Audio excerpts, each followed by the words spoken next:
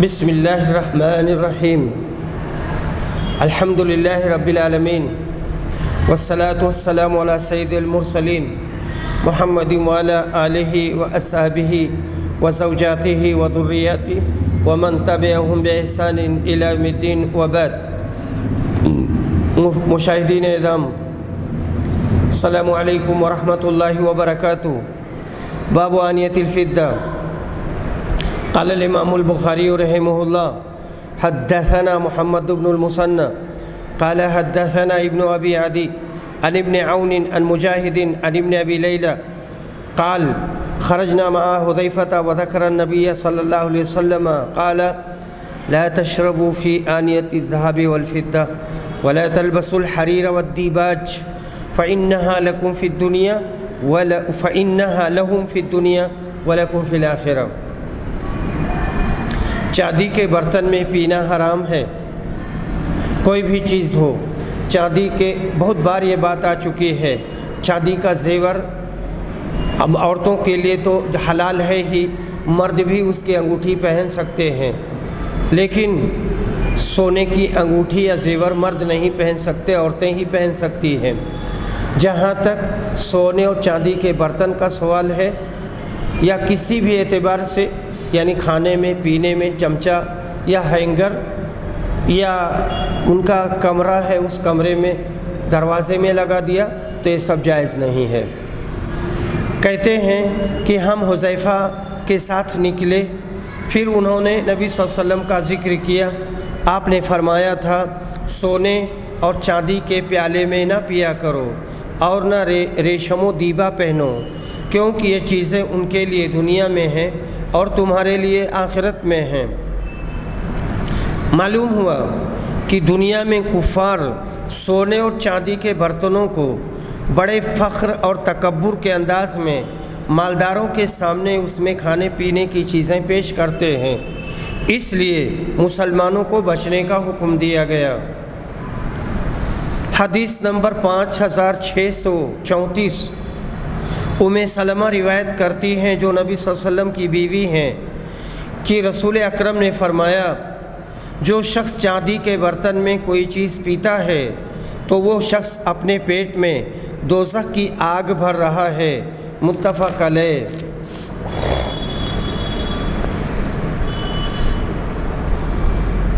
یہاں پر ایک لفظ آیا ہے یوجرجر، جرجرا، یہ مصدر ہے جو اونٹ کی آواز پر بولا جاتا ہے۔ جب اونٹ سیحان میں چلا جاتا ہے، جب اونٹ سیحان میں چلاتا ہے، پس معلوم ہوا کہ چاندی کے برتن میں پانی پینے والے کے پیٹ میں دوزخ کی آگ اونٹ جیسی آواز پیدا کرے گی۔ حدیث نمبر 5635۔ برا ابن عازب روایت کرتے ہیں کہ رسول اللہ صلی اللہ علیہ وسلم نے ہمیں 7 چیزوں کا حکم دیا تھا اور 7 چیزوں سے منع کیا تھا۔ آپ نے ہمیں بیمار کی عیادت کرنے، جنازے کے پیچھے چلنے، چھینکنے والے کے جواب میں یرحمک اللہ کہنے، دعوت کرنے والے کی دعوت کو قبول کرنے، سلام پھیلانے، مظلوم کی مدد کرنے اور قسم کھانے کے بعد کفارہ ادا کرنے کا حکم فرمایا تھا۔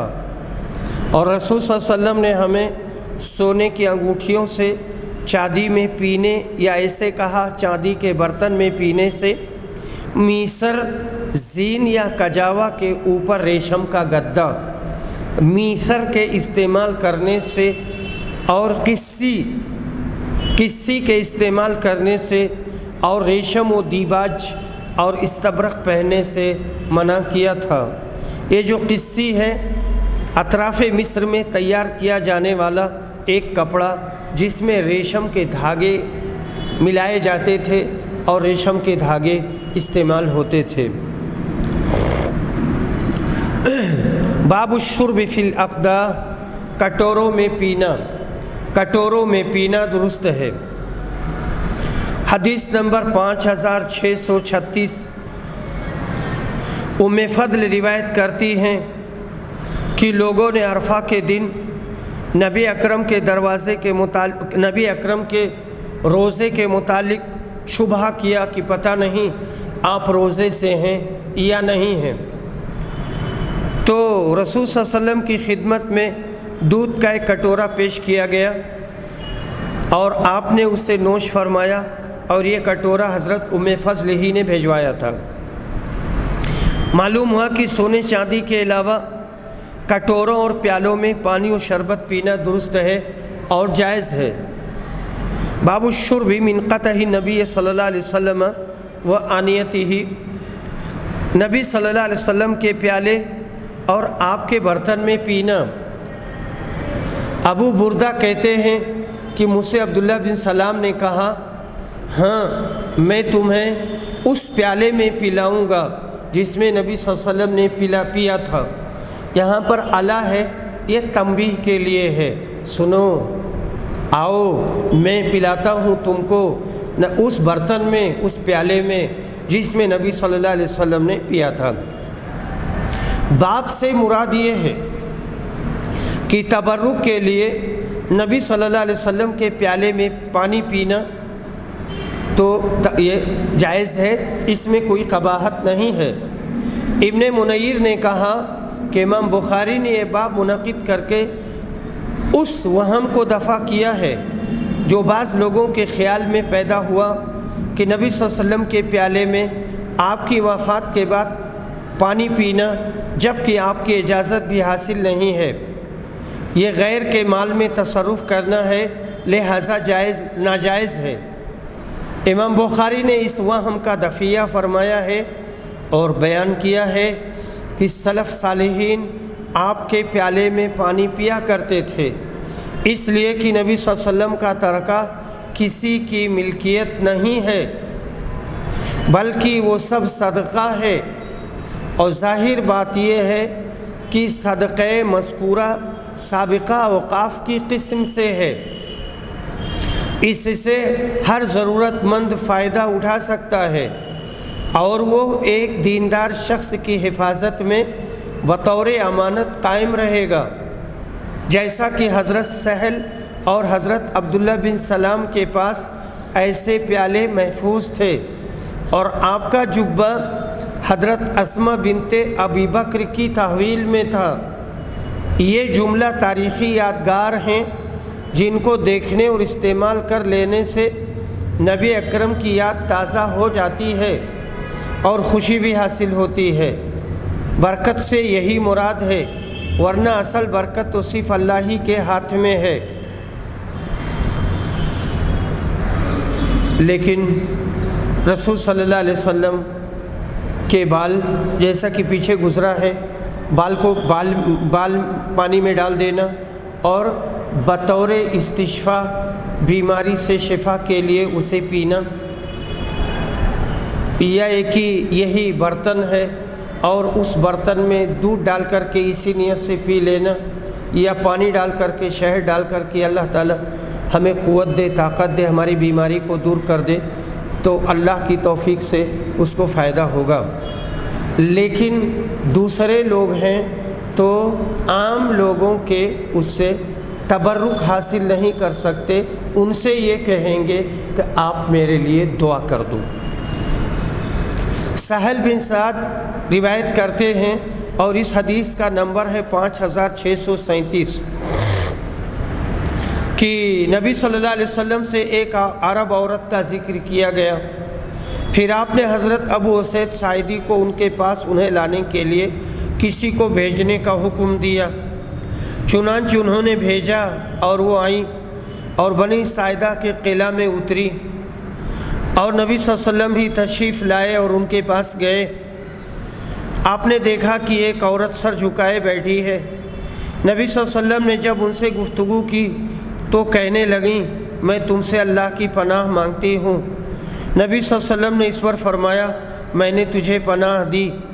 لوگوں نے بعد میں ان سے پوچھا، تمہیں معلوم بھی ہے یہ کون تھے؟ اس عورت نے جواب دیا کہ نہیں۔ لوگوں نے کہا کہ یہ تو رسول اللہ صلی اللہ علیہ وسلم تھے، تم سے نکاح کے لیے تشریف لائے تھے۔ اس پر وہ بولیں، پھر تو میں بڑی بدبخت ہوں کہ رسول صلی اللہ علیہ وسلم کو ناراض کر کے واپس کر دیا۔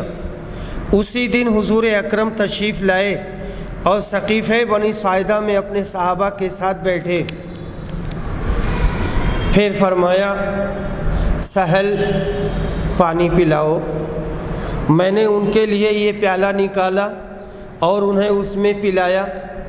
حضرت سہل ہمارے لیے بھی وہی پیالہ نکال کر لائے اور ہم نے بھی اس میں پانی پیا۔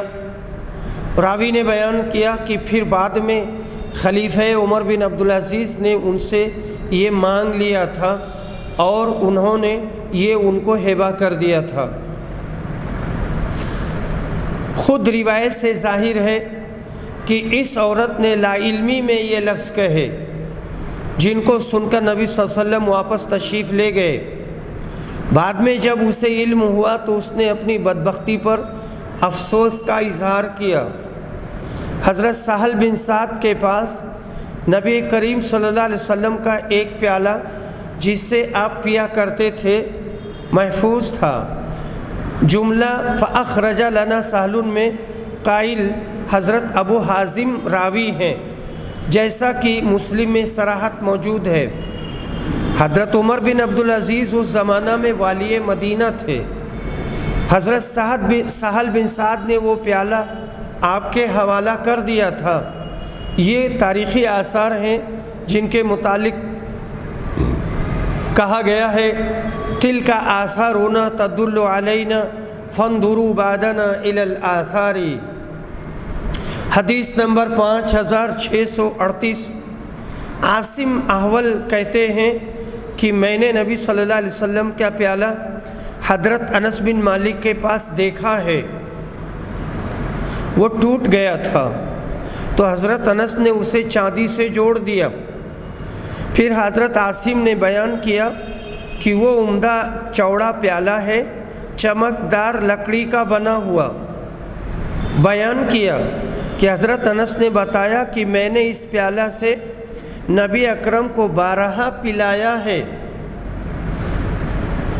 راوی نے بیان کیا کہ ابن سیرین نے کہا اس پیالے میں لوہے کا ایک حلقہ تھا۔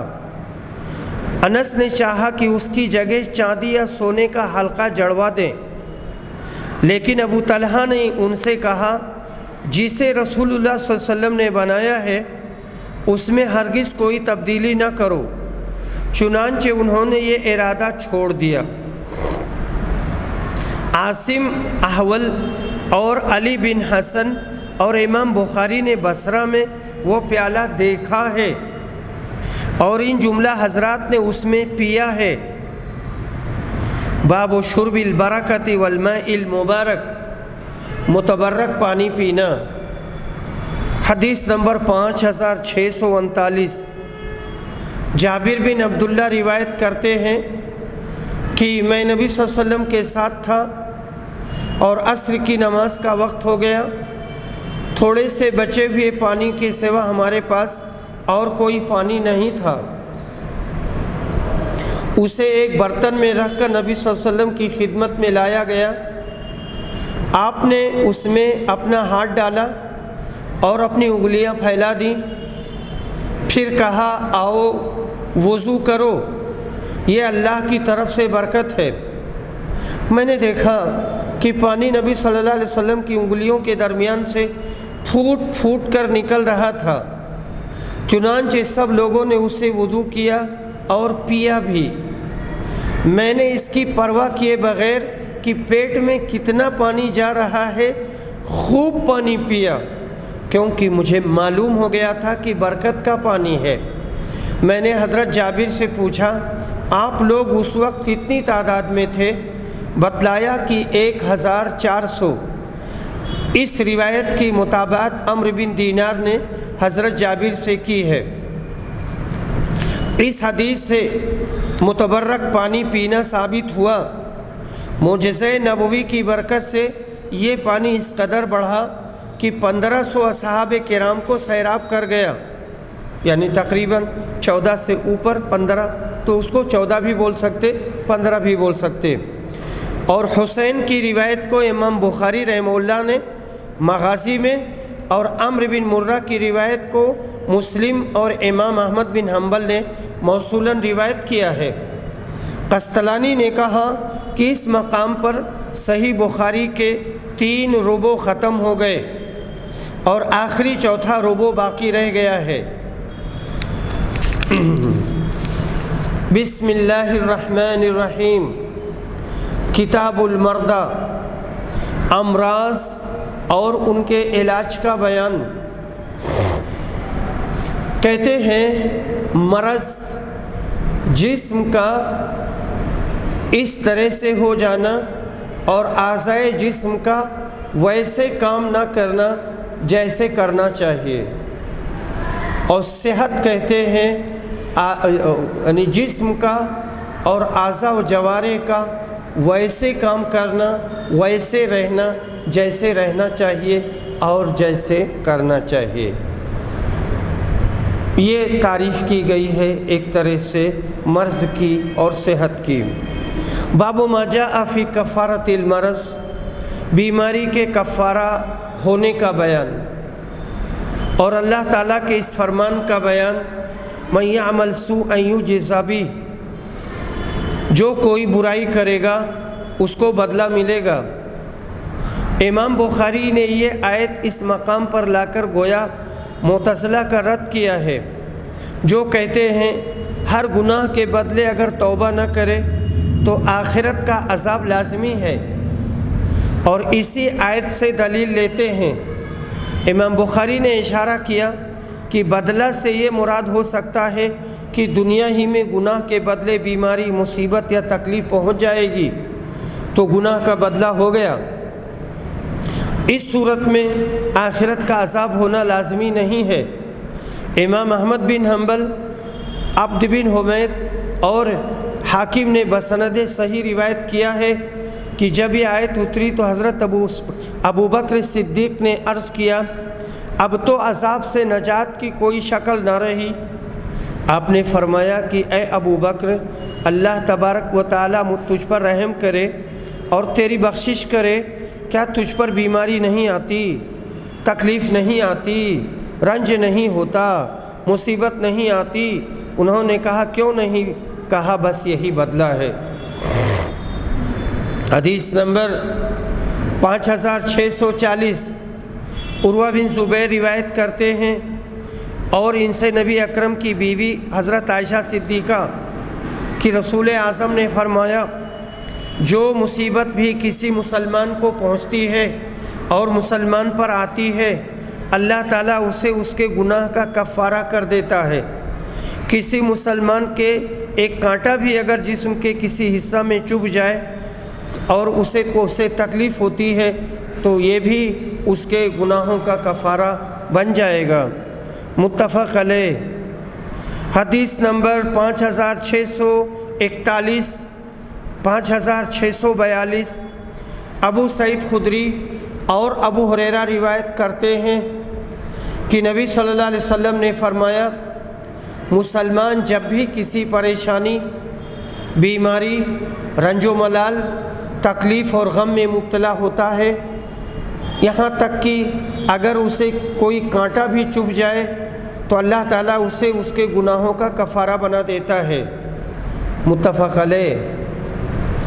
حدیث نمبر 5643، کعب بن مالک روایت کرتے ہیں کہ نبی صلی اللہ علیہ وسلم نے فرمایا، مومن کی مثال پودے کی سب سے پہلی نکلی ہوئی ہری شاخ جیسی ہے، کوپل کلی کی ہوا اسے کبھی جھکا دیتی ہے اور کبھی برابر کر دیتی ہے، اور منافق کی مثال صنوبر کے درخت جیسی ہے کہ وہ سیدھا کھڑا رہتا ہے اور آخر ایک جھونکے میں کبھی اکھڑ ہی جاتا ہے۔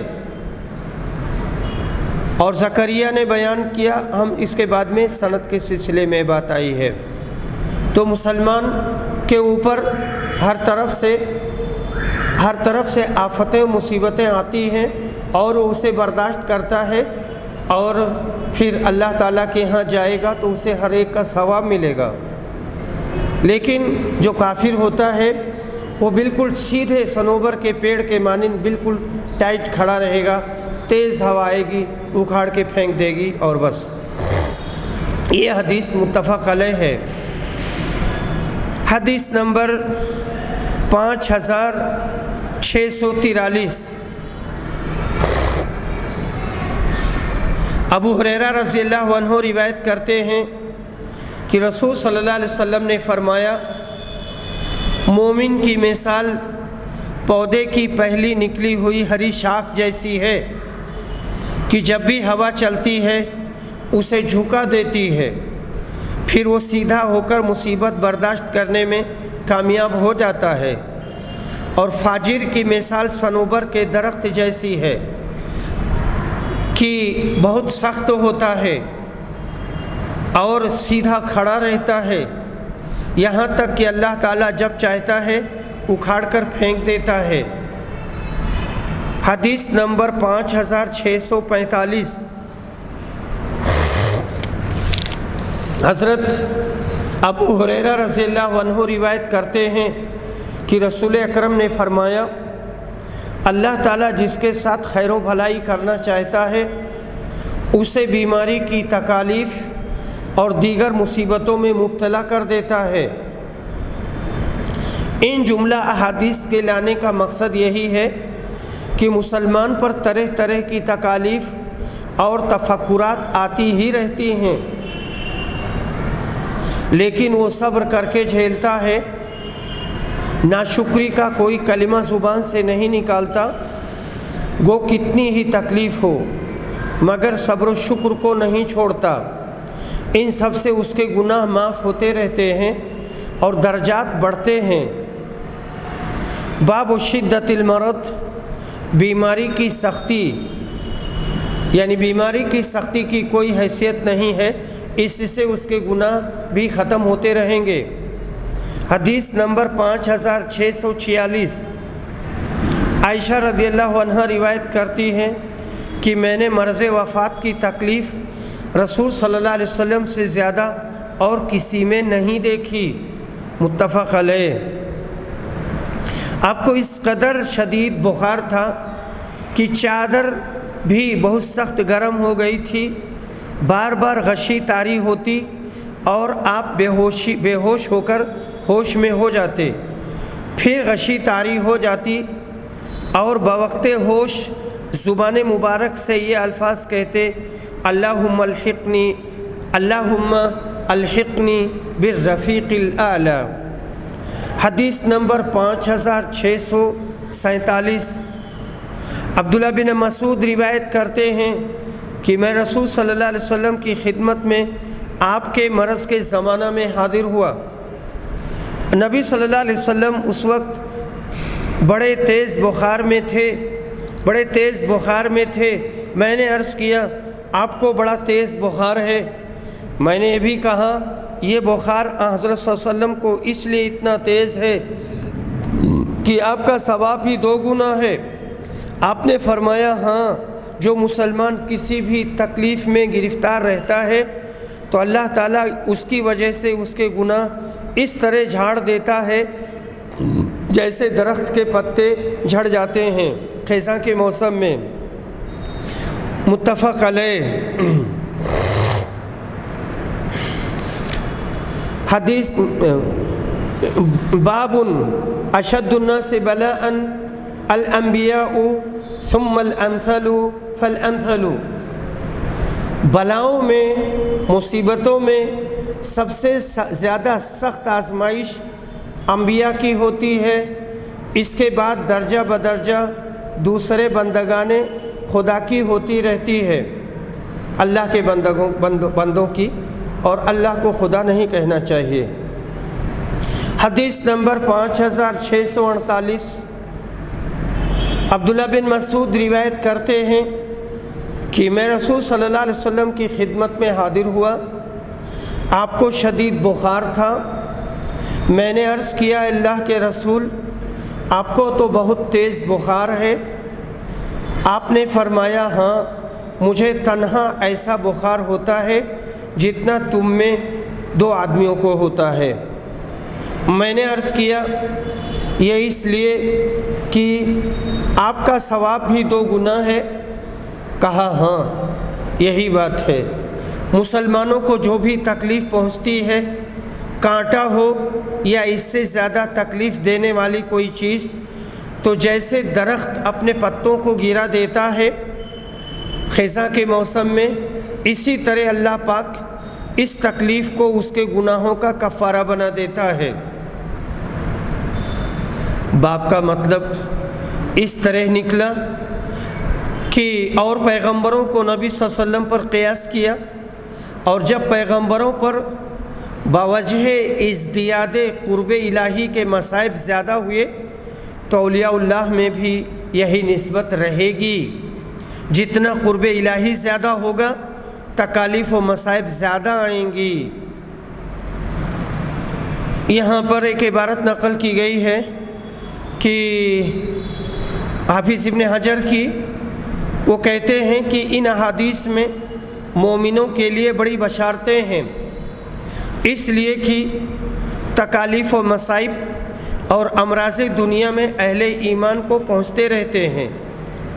دنیا میں مختلف قسم کی دقتیں و پریشانیاں مومنین کو لاحق ہوتی ہیں، مگر اللہ پاک ان سب پر ان کو اجر و ثواب اور درجات عالیہ عطا کرتا ہے۔ باب وجوب عیادت المریض، بیمار کی مزاج پرسی کا واجب ہونا، بیمار کو دیکھنے جانا چاہیے۔ حدیث نمبر 5649، ابو موسیٰ اشعری روایت کرتے ہیں، کہتے ہیں کہ رسول صلی اللہ علیہ وسلم نے فرمایا، بھوکے کو کھانا کھلاؤ، مریض کی عیادت کرو اور قیدی کو چھڑاؤ۔ حدیث نمبر 5650، برا ابن عازب روایت کرتے ہیں کہ رسول صلی اللہ علیہ وسلم نے ہمیں 7 باتوں کا حکم دیا تھا اور 7 باتوں سے منع کیا تھا۔ ہمیں اپنے سونے کی انگوٹھی، ریشم، دیباج، استبرق پہننے سے اور قصی اور میسرہ کپڑوں کی دیگر جملہ اشیاء پہننے سے منع فرمایا تھا، اور آپ نے ہمیں یہ حکم دیا تھا کہ ہم جنازہ کے پیچھے چلیں، مریض کی مزاج پرسی کریں اور سلام پھیلائیں۔ یہاں پر دیکھیے، یہ حریر، دیبا، استبرق، قصی، میسرہ یہ سب ریشم ہیں، لیکن اگر یہ قصی اور میسرہ اس میں ریشم نہ ملا ہوا ہو، خالص کاٹن اور سوتی ہو تو پھر ان کو استعمال کر سکتے ہیں۔ اس روایت میں راوی نے بہت سی باتیں چھوڑ دی ہیں۔ 7ویں بات جو منع ہے وہ چاندی کے برتن میں کھانا اور پینا ہے۔ مریض کی مزاج پرسی کرنا بہت بڑا کار ثواب ہے، جیسا کہ مسلم میں ہے کہ ان المسلم اذا عاد اخاہ المسلم لم یزل فی خرفۃ الجنہ، مسلمان جب اپنے بھائی مسلمان کی عیادت کرتا ہے، اس اثنا میں وہ ہمیشہ گویا جنت کے باغوں کی سیر کر رہا ہے اور وہاں کے میوے کھا رہا ہے، یعنی اس کا اجر و ثواب بہت زیادہ ہے جسے وہ سمیٹ رہا ہے۔ باب عیادت المغمى علیہ، بے ہوش کی عیادت کرنا۔ حدیث نمبر 5651، جابر بن عبداللہ روایت کرتے ہیں کہ میں ایک مرتبہ بیمار پڑا تو نبی صلی اللہ علیہ وسلم اور ابو بکر پیدل میری عیادت کو تشریف لائے۔ ان بزرگوں نے دیکھا کہ مجھ پر بے ہوشی غالب ہے، چنانچہ نبی صلی اللہ علیہ وسلم نے وضو کیا اور اپنے وضو کا پانی مجھ پر چھڑکا۔ اس سے مجھے ہوش آیا تو میں نے دیکھا کہ حضور اکرم تشریف رکھتے ہیں۔ میں نے عرض کیا، اللہ کے رسول، میں اپنے مال میں کیا کروں، کس طرح اس کا فیصلہ کروں؟ نبی صلی اللہ علیہ وسلم نے مجھے کوئی جواب نہیں دیا، یہاں تک کہ میراث کی آیت نازل ہوئی، یوصیکم اللہ فی اولادکم، یہ آیت اتری جس نے اولاد کے حقوق متعین کر دیے۔ یہ حدیث متفق علیہ ہے۔ باب فضل ما یسرع من الریح، ریاح رک جانے سے، جسے مرگی کا عارضہ ہو اس کی فضیلت کا بیان۔ یہاں پر حافظ ابن حجر رحمہ اللہ کہتے ہیں مرگی کبھی ریاح کے رک جانے سے ہوتی ہے، اور یہ ایسی بیماری ہے کہ اعضائے رئیسہ کو ان کے کام سے بالکل روک دیتی ہے، اسی لیے اس میں آدمی اکثر بے ہوش ہو جاتا ہے۔ بعض دفعہ دماغ میں ردی بخارات چڑھ کر اسے متاثر کر دیتے ہیں۔ کبھی یہ بیماری جنات اور نفوس خبیثہ کے عمل سے ہی وجود میں آتی ہے۔ حدیث نمبر 5652، عطا بن ابی رباح یہ روایت کرتے ہیں کہ مجھ سے ابن عباس نے کہا تمہیں میں ایک جنتی عورت کو نہ دکھاؤں؟ میں نے عرض کیا کہ ضرور دکھائیں۔ کہا ایک سیاہ عورت نبی اکرم کی خدمت میں آئی اور کہا مجھے مرگی آتی ہے اور اس کی وجہ سے میرا ستر کھل جاتا ہے، میرے لیے اللہ سے دعا کر دیجئے۔ حضرت نے فرمایا اگر تم چاہو تو صبر کرو اور تمہیں جنت ملے گی، اور اگر چاہو تو میں تیرے لیے اللہ سے اس مرض سے نجات کی دعا کروں گا۔ اس نے عرض کیا کہ میں صبر کروں گی۔ پھر اس نے کہا اللہ کے رسول، مرگی کے وقت میرا ستر کھل جاتا ہے، آپ اللہ سے اس کی دعا کریں کہ ستر نہ کھلے۔ حضرت صلی اللہ علیہ وسلم نے ان کے لیے یہ دعا فرمائی۔ بزار کی روایت میں یوں ہے کہ وہ عورت کہنے لگی میں شیطان خبیث سے ڈرتی ہوں، کہیں مجھ کو ننگا نہ کر دے۔ آپ نے فرمایا کہ تجھ کو یہ ڈر ہو تو کعبہ کے پردے کو آن کر پکڑ لیا کرو۔ وہ جب ڈرتی تو کعبے کے پردے سے لٹک جاتی، مگر یہ لا علاج رہی۔ امام ابن تیمیہ نے کہا ہے کہ جب 25 سال کی عمر میں مرگی کا عارضہ ہو تو وہ لا علاج ہو جاتی ہے۔ باب فضل من ذهب بصره، اس آدمی کی فضیلت کا بیان جس کی بینائی جاتی رہے۔ حدیث نمبر 5653، انس بن مالک روایت کرتے ہیں کہ میں نے رسول صلی اللہ علیہ وسلم سے سنا، آپ نے فرمایا اللہ کا ارشاد ہے جب میں اپنے کسی بندہ کو اس کے 2 محبوب اعضاء کے بارے میں آزماتا ہوں، یعنی آنکھوں کو نابینا کر دیتا ہوں، اور وہ اس پر صبر کرتا ہے تو اس کے بدلے میں اسے جنت دیتا ہوں۔ باب عیادت النساء الرجال، وعادت ام الدرداء رجلا من اہل المسجد من الانصار، عورتیں مردوں کی بیماری میں پوچھنے کے لیے جا سکتی ہیں، ان کی عیادت کر سکتی ہیں۔ ام درداء مسجد میں ایک انصاری صحابی کی عیادت کو آئی تھیں، تو مرد عورت کی عیادت کر سکتا ہے، عورت مرد کی عیادت کر سکتی ہے۔ اگر مرد محرم ہے تو عورت اس کے پاس جا سکتی ہے، عورت محرم ہے تو مرد اس کے پاس جا سکتا ہے، باقی دوسرے لوگ دور ہی رہیں گے، وہیں کہیں قریب میں جا کر کے بیٹھ جائیں گے اور ان کے لیے دعائیں کریں گے۔ یہ حضرت ابو درداء کی بیوی تھیں جو مسجد نبوی میں اپنے خاوند کی مزاج پرسی کے لیے حاضر ہوئی تھیں۔ یہ ام درداء کے نام سے موسوم تھیں۔ باپ کا نام ابو حضرت، قبیلے اسلم سے ہیں، بڑی عقل مند، متبع سنت، عالمہ فاضلہ خاتون تھیں۔ ان کا انتقال حضرت ابو درداء سے 2 سال پہلے ملک شام میں بعہد خلافت عثمان ہو گیا تھا۔ حدیث نمبر 5654، عائشہ رضی اللہ عنہا روایت کرتی ہیں کہ جب رسول صلی اللہ علیہ وسلم ہجرت کر کے مدینہ تشریف لائے تو ابو بکر اور بلال کو بخار ہو گیا۔ بیان کیا کہ پھر میں ان کے پاس عیادت کے لیے گئی اور پوچھا محترم والد بزرگوار آپ کے مزاج کیسے ہیں؟ بلال سے بھی پوچھا آپ کا کیا حال ہے؟ کہا کہ جب حضرت ابوبکر کو بخار ہوا تو وہ یہ شعر پڑھا کرتے تھے، کل امرئ مصبح فی اہلہ والموت ادنی من شراک نالہ، ہر شخص اپنے گھر والوں میں صبح کرتا ہے اور موت اس کے تسمے سے بھی زیادہ قریب ہے۔ اور بلال کو جب افاقہ ہوتا تو یہ شعر پڑھتے تھے، الا لیت شعری هل ابیتن لیلۃ بواد وحولی اسخر وجلیل وهل اریدن یوما میاہ مجنہ وهل یبدون لی شامۃ وطفیل۔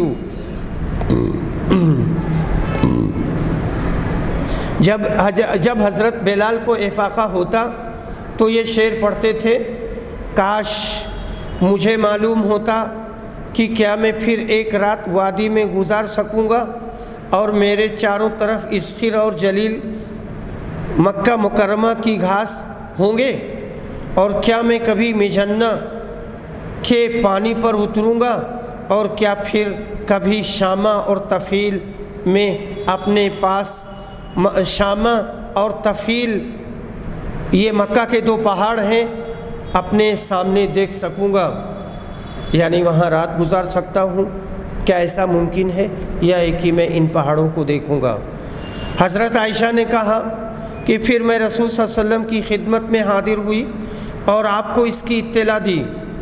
آپ نے دعا فرمائی، اے اللہ ہمارے دل میں مدینہ کی محبت بھی اتنی ہی کر دے جتنی مکہ کی محبت ہے، بلکہ اس سے بھی زیادہ، اور اس کی آب و ہوا کو ہمارے موافق کر دے، اور ہمارے لیے اس کے مد اور سا میں برکت عطا کر۔ اللہ اس کا بخار کہیں اور منتقل کر دے اور اسے مقام جوفہ میں بھیج دے۔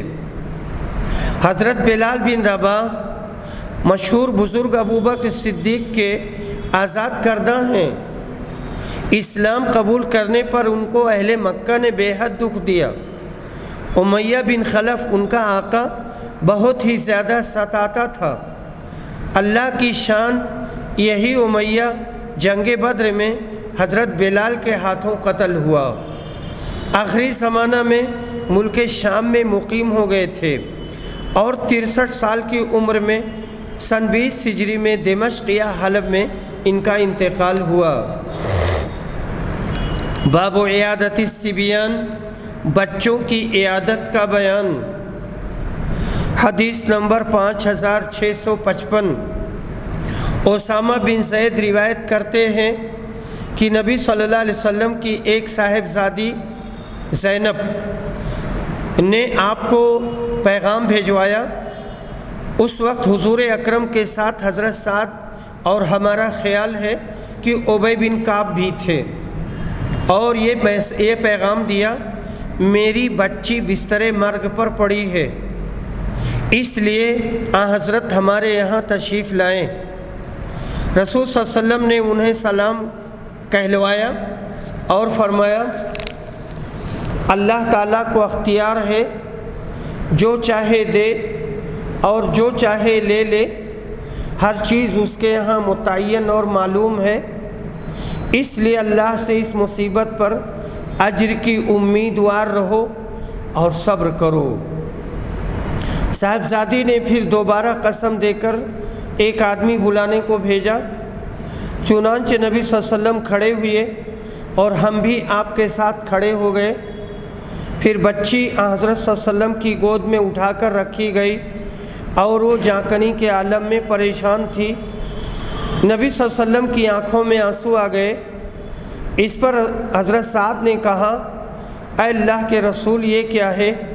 حضور اکرم نے فرمایا، یہ رحمت ہے، اللہ تعالیٰ اپنے بندوں میں سے جس کے دل میں چاہتا ہے رکھتا ہے، اور اللہ تعالیٰ بھی اپنے بندوں پر رحم کرتا ہے جو خود بھی رحم کرنے والے ہوتے ہیں۔ حدیث اور اس باب میں مطابقت ظاہر ہے۔ نبی صلی اللہ علیہ وسلم اپنی بیٹی حضرت زینب کی بچی کی عیادت کو تشریف لے گئے جو جانکنی کے عالم میں تھی، جسے دیکھ کر آپ کی آنکھوں سے آنسو جاری ہو گئے اور ان کو آپ نے رحم سے تعبیر کیا۔ باب و عیادت العراب، گاؤں میں رہنے والوں کی عیادت کے لیے جانا۔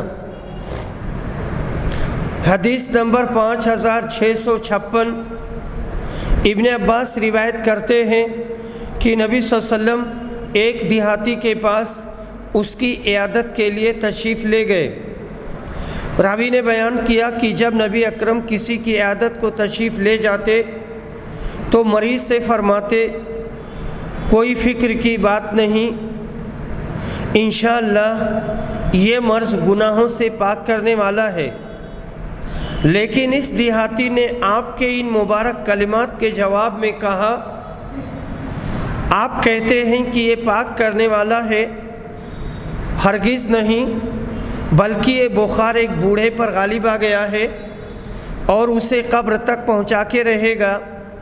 نبی صلی اللہ علیہ وسلم نے کہا، پھر ایسا ہی ہوگا۔ بوڑھے کے منہ سے بجائے کلمات شکر کے ناشکری کا لفظ نکلا، تو آپ نے بھی ایسا ہی فرمایا، اور جو آپ نے فرمایا وہی ہوا۔ ایک طرف نبی صلی اللہ علیہ وسلم کی خوش اخلاقی دیکھیے کہ آپ ایک دیہاتی کی عیادت کے لیے تشریف لے گئے اور آپ نے اپنی پاکیزہ دعاؤں سے اسے نوازا۔ باب و عیادت المشرک، مشرک کی عیادت کرنا یہ جائز ہے۔ انس بن مالک روایت کرتے ہیں کہ ایک یہودی لڑکا نبی صلی اللہ علیہ وسلم کی خدمت کیا کرتا تھا، اس کا نام عبدوس تھا۔ وہ بیمار ہوا تو نبی اکرم صلی اللہ علیہ وسلم اس کی بیمار پرسی کے لیے تشریف لائے۔ حضرت نے فرمایا، اسلام قبول کر لو، چنانچہ اس نے اسلام قبول کر لیا۔ اور ایک دوسری روایت میں ہے اسی کی دوسری سند سے کہ ابو سعید بن مسیب نے بیان کیا اپنے والد سے کہ جب ابو طالب کی وفات کا وقت قریب ہوا تو نبی صلی اللہ علیہ وسلم ان کے پاس مزاج پرسی کے لیے تشریف لے گئے۔ دوسری روایت میں یوں ہے کہ اس نے اپنے باپ کی طرف دیکھا، یعنی جو بچہ ہے۔ باپ نے کہا کہ ابو القاسم کی بات جو فرما رہے ہیں وہ مان لو، چنانچہ وہ مسلمان ہو گیا۔ یہ حدیث اوپر گزر چکی ہے۔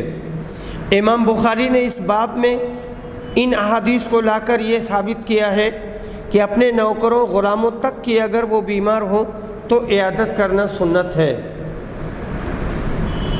باب اذا عاد مریضا فحضرت الصلاة فصلی بهم جماعہ، کوئی شخص کسی مریض کی عیادت کے لیے گیا اور وہی نماز کا وقت ہو گیا تو وہیں لوگوں کے ساتھ جماعت قائم کر کے نماز پڑھ لے۔ حدیث نمبر 5658، عائشہ رضی اللہ عنہا روایت کرتی ہیں کہ کچھ صحابہ کرام نبی اکرم کی ایک مرض کے دوران مزاج پرسی کرنے آئے۔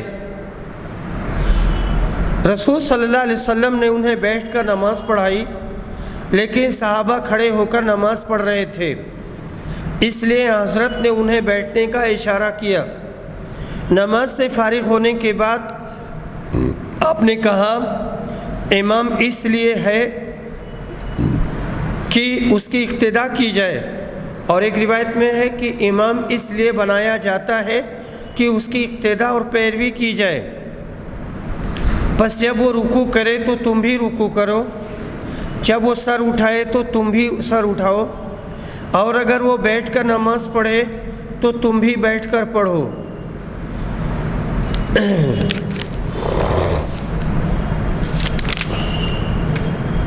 ابو عبداللہ امام بخاری رحمہ اللہ کہتے ہیں کہ یہ حدیث منسوخ ہے، یعنی مطابق قول حضرت حمیدی یہ حدیث منسوخ ہے، یعنی حمیدی کے قول کے حساب سے، کیونکہ نبی صلی اللہ علیہ وسلم نے آخر میں نماز بیٹھ کر پڑھائی اور لوگ آپ کے پیچھے کھڑے ہو کر اقتداء کر رہے تھے۔ نبی کریم صلی اللہ علیہ وسلم کی مزاج پرسی کے لیے بہت سے صحابہ کرام حاضر ہو گئے، اسی دوران نماز کا وقت ہو گیا، اس لیے آپ نے بحالت مرض ہی ان کو बाजमात नमाज पढ़ाई और इमाम की इक्तिदा के तहत बैठ कर नमाज पढ़ने का हुक्म फरमाया, मगर बाद में ये हुक्म मनसूख हो गया, जैसा कि ख़ुद इमाम बुखारी ने वजाहत फरमा दी है। बाब और हदीस में मुताबिकत ज़ाहिर है। बाब वज़ील यदी अलल मरीद, मरीज़ के ऊपर हाथ रखना। हदीस नंबर 5661। आयशा बिनते साद रिवायत करती हैं, ये आयशा जो हैं साद बिन अबी वक्कास की बेटी हैं, कि मैं मक्का में बहुत सख्त बीमार हो गया। ये अपने वालिद से साद बिन अबी वक्कास कहते हैं कि मैं बहुत बीमार हो गया, तो रसूल सल्लल्लाहु अलैहि वसल्लम मेरी मेज़ाज पुरसी के लिए तशरीफ़ लाए। मैंने अर्ज़ किया, अल्लाह के नबी, अगर वफ़ात हो गई तो मैं माल छोड़ूंगा और मेरे पास सिवाय एक लड़की के और कोई वारिस नहीं है, क्या मैं अपने 2/3 माल की वसीयत कर दूं और 1/3 छोड़ दूं? आपने फरमाया नहीं। मैंने अर्ज़ किया, फिर आधे की वसीयत कर दूं और आधा अपनी बच्ची के लिए छोड़ दूं? कहा नहीं। फिर मैंने कहा 1/3 की वसीयत कर दूं और बाकी 2/3 लड़की के लिए छोड़ दूं? आपने फरमाया 1/3 कर दो और 1/3 भी ज़्यादा है। फिर नबी सल्लल्लाहु अलैहि वसल्लम ने अपना हाथ उनकी पेशानी पर रखा। साद ने बयान किया और मेरे चेहरे और पेट पर आपने अपना हाथ फेरा, चेहरे पर और पेट पर। ऐ अल्लाह, साद को शिफा अता फरमा और इसकी हिजरत को मुकम्मल कर। हुजूर अकरम के दस्ते मुबारक की ठंडक अपने जिगर के हिस्सा पर मैं अब तक पा रहा हूँ और महसूस कर रहा हूँ। हज़रत साद बिन अबी वक्कास कुरैशी अशरे मुबशरा में से हैं। हदीस नंबर 5660।